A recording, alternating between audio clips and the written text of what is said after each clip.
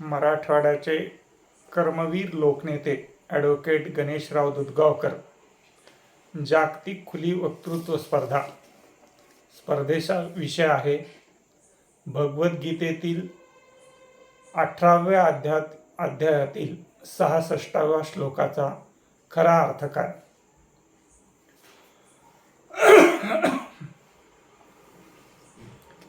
कुरुक्षेत्रावर पांडवाचं सैन्य एका बाजूला उभं होतं, त्याच्या पुढं कौरवाचं सैन्य उभं होतं. त्यावेळेस भगवंत अर्जुनाच्या रथाचं सारथ्य करत होते आणि भगवंतांनी अर्जुनाचा रथ हा मध्यभागी नेऊन उभा केला आणि समोर असलेली पूर्ण कौरव सेना त्यामुळं अर्जुनाच्या दृष्टिक्षेपात आली आणि कौरव सेनेमध्ये आपले आप्त पितामह भीष्म, गुरु द्रोणाचार्य असं सर्व पाहून आणि प्रत्यक्ष पांडवाचे मामा शल्य मामा हे देखील विरोधी पक्षात पाहून अर्जुन गर्भगळीत झाला. त्याच्या मनात शंका निर्माण झाली, भीती निर्माण झाली आणि धनुष्य रथामध्ये ठेवून तो खाली बसला. त्यावेळेस भगवंतानी त्याला जे मार्गदर्शन केलं ते म्हणजे भगवद्गीता. आणि या भगवद्गीतेच्या 18व्या अध्यायात भगवंतानी 18 अध्याय सांगितले. गीतेमध्ये 700 श्लोक आहेत. त्यातले 574 श्लोक हे भगवंतानी स्वतः सांगितले.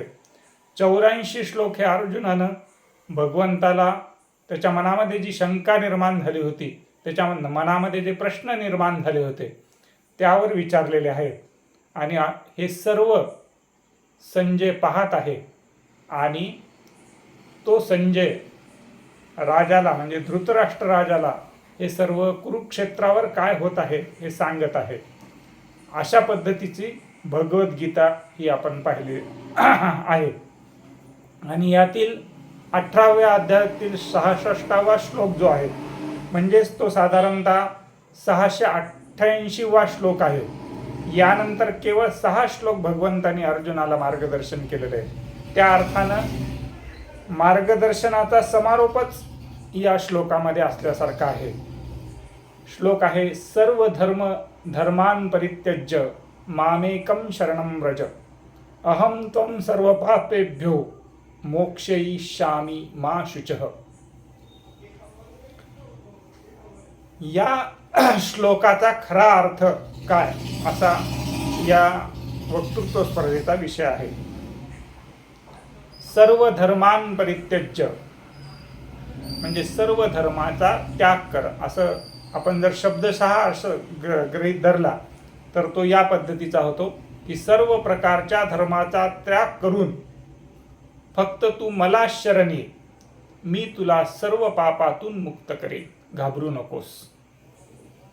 सर्व धर्मान परित्यज्य म्हणजे सर्व धर्माचा त्याग कर. पूर्ण गीतेमध्ये धर्म हा शब्द कर्तव्य कर्म या अर्थानं आलेला आहे. गीता ही कर्म सिद्धांत सांगते. म्हणजे कर्म करणं हे मनुष्याचं हे प्रथम कर्तव्य आहे. अनेक कर्तव्य आहेत, कर्म कर्तव्य आहेत. मी जर एखाद्या मुलाचा बाप असेल तर मी माझ्या मुलाप्रती असलेले जे कर्तव्य आहे ते पूर्ण केले पाहिजे. मी माझ्या आईवडिलांप्रती असलेले कर्तव्य पूर्ण केले पाहिजे. आणि हे कर्तव्य पूर्ण करणं म्हणजेच त्याला धर्म, मनुष्य धर्म असं आपण म्हणलेलं आहे. या ठिकाणी देखील कर्तव्य कर्म असाच त्याचा अर्थ आहे. आणि सर्व धर्मान परित्यज्य म्हणजे सर्व कर्माचा त्याग कर. आता गीतेनुसार जर अर्थ घेतला तर गीतेचा अभ्यास करताना आपल्याला असं लक्षात येतं की गीतेमध्ये स्पष्ट सांगितलेलं आहे की मनुष्यानं कोणत्याही परिस्थितीत कर्तव्य कर्माचा त्याग करणं उचित नाही. आणि भगवंतांनी अर्जुनाला देखील गीतेमध्ये हेच सांगितलेलं आहे की युद्ध करणं हा क्षत्रियाचा धर्म आहे आणि तो तू पालन केलंच पाहिजेस. आणि हे सगळं गीता पूर्ण झाल्यानंतर अर्जुनानं काय केलेलं आहे त्याचं कर्तव्य पालनच केलेलं आहे म्हणजे युद्ध केलेलं आहे. म्हणजे गीतेमध्ये असं कुठेही सांगितलं नाही की कर्म सोडून द्या, असं कुठेही सांगितलेलं नाही. म्हणजे गीता पूर्ण काय सांगते, ते कर्म करायलाच सांगते. म्हणून या ठिकाणी कर्माचा त्याग कर, धर्माचा त्याग कर, याचा अर्थ धर्म सोडून दे किंवा कर्म सोडून दे असा होऊ शकत नाही. मग आता त्याचा अर्थ काय होईल? आणि आपण तसं जर विचार केला, त्याग करणं, एखाद्या गोष्टीचा त्याग करणं म्हणजे आपण आधी ते केलं तर त्याचा त्याग करू शकतो. मी रोज गोड खात असेल तर मी त्या गोड पदार्थांचा त्याग करू शकतो.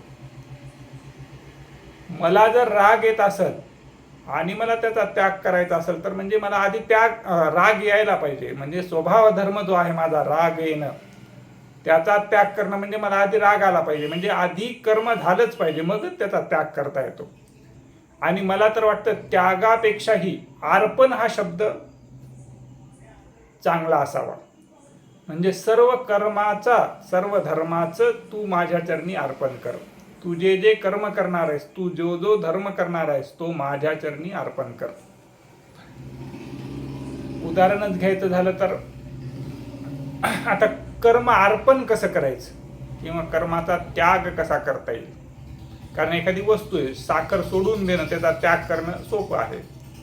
राग सोडून देणं म्हणजे स्वभाव धर्म सोडून देणं ते सोपं आहे. मग आता कर्माचा त्याग कसा करायचा, कर्म कसं अर्पण करायचं भगवंताच्या चरणी?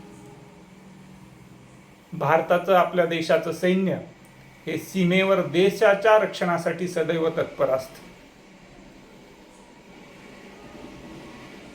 शत्रू राष्ट्राच्या सैन्यानं आक्रमण केलं तर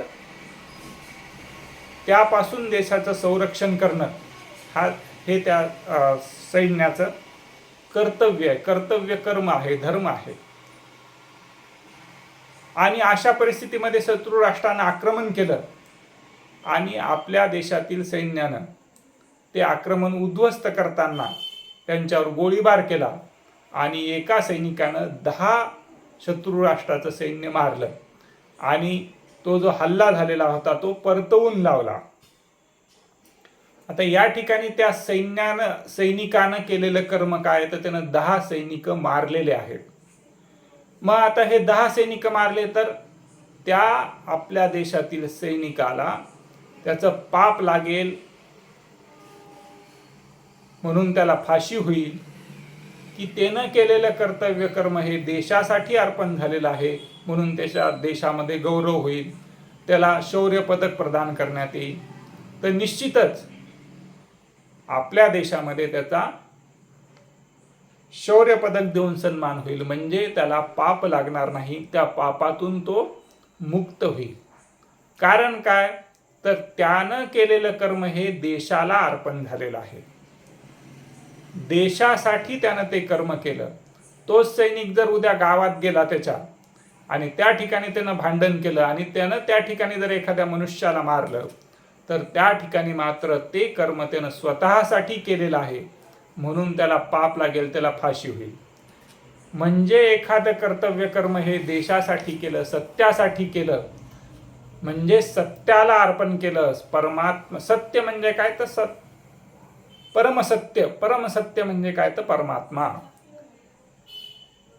अर्जुनाच्या मनात हा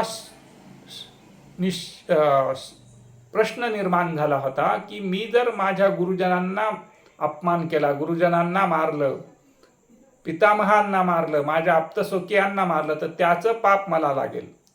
त्यावेळेस भगवंत त्याला सांगतात की तू जे कर्म करतोयस, तू जे कर्तव्य कर्म करतोयस, युद्ध करण्याचं तुझं जे कर्तव्य कर्म आहे त्याचं कारण काय आहे, तर दुर्योधनानं तुमच्यावर अत्याचार केलेले आहेत, लाक्षागृहात तुम्हाला मारण्याचा प्रयत्न केला, भर राजदरबारामध्ये द्रौपदीचं वस्त्रहरण करण्याचा प्रयत्न केला, त्यानंतर 12 वर्ष वनवासात पाठवलं, त्या ठिकाणी देखील त्रास दिला, तुमचं राज्य हिसकावून घेतलं. 12 वर्षानंतर तुमचा वनवास संपल्यानंतर तुम्ही जेव्हा ते राज्य मागायला गेलात त्यावेळेस सुद्धा त्यानं नकार दिलेला आहे. म्हणजे तो असत्यानं वागतोय आणि ते दुर्योधनाच्या विरुद्ध तू लढायला उभा राहिलेला आहेस आणि त्या दुर्योधनाचं रक्षण करण्यासाठी हे सगळे उभे आहेत. म्हणजे हे सगळे असत्याची बाजू घेत आहेत आणि अशा वेळेस तू जर त्यांना मारलं तर ते तुला पाप लागणार नाही, तर त्या सर्व पापातून मी तुला मुक्त करीन. म्हणजे तू जर सत्यासाठी जर तुझं कर्तव्य कर्म करणार असतील तर तू त्या पापातून मुक्त होशील.